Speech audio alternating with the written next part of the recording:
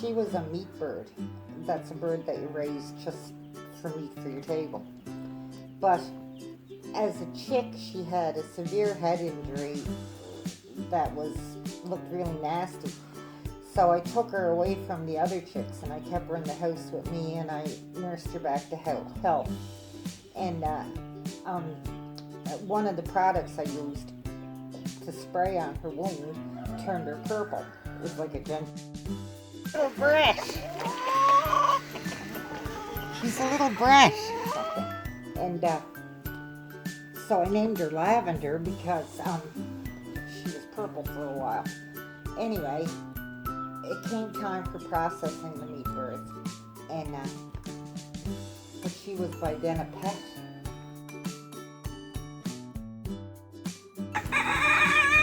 Oh, silly old bird. Oh, silly old bird, you. Silly old bird. And so I had eventually put her in the coop with the layers. And she just lived out her life there as happy as could be.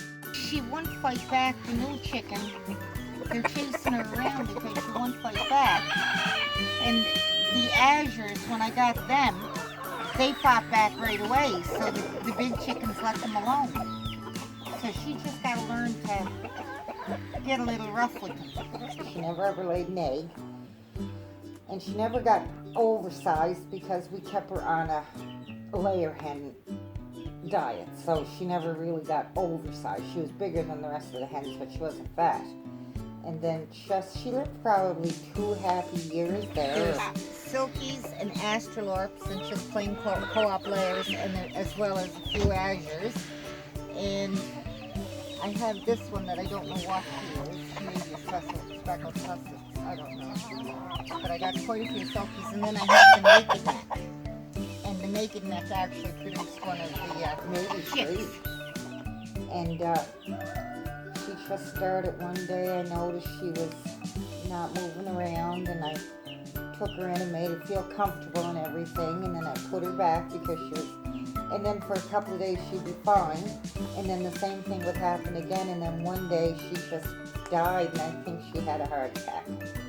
I had this rooster. He was black astrolorp, and he was humongous. He was a very big rooster, and he started out, he was a really nice rooster. He was about 5 months old when I got him, really nice, and he started attacking me. And every time I went out to feed the chickens or whatever, he attacked me and beat the crap right out of me. He made me bleed, he bruised me, he was really mean, and when he'd puff up and do his rooster thing, he looked like a demon from hell. So anyway, Paul used to make fun of me because I was always complaining about this rooster. And one day he had to go in the pen and fix something for me. And the rooster went up one side of him and down the other. Eventually, he died. I was very sad when he died. Brody, she's one of the chicks I hatched a couple of years ago. But she's broody. I gave her a pile of eggs because she wanted to go broody. So she's going to hatch out some little babies, aren't you, little girl? Yes, you are. You're a good mama bird. Oh, yeah, she doesn't like you picking at her because she has eggs she's sitting on. Well, the poor old rooster got sick. He started limping, and his leg was really painful. You could tell he was walking around limping. And, I just thought it might be a sprain or something, but it kept going on. So I took him into the vet, and they diagnosed him with an infection in the joint.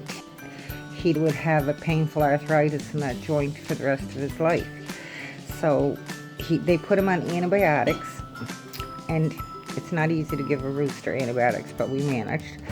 And after he was done with his antibiotics, he just got sick again. So the vet told us that the prognosis was very poor because there was only so many antibiotics that they could use on a rooster, and if he didn't respond to the ones he put on, that it's likely gone too far.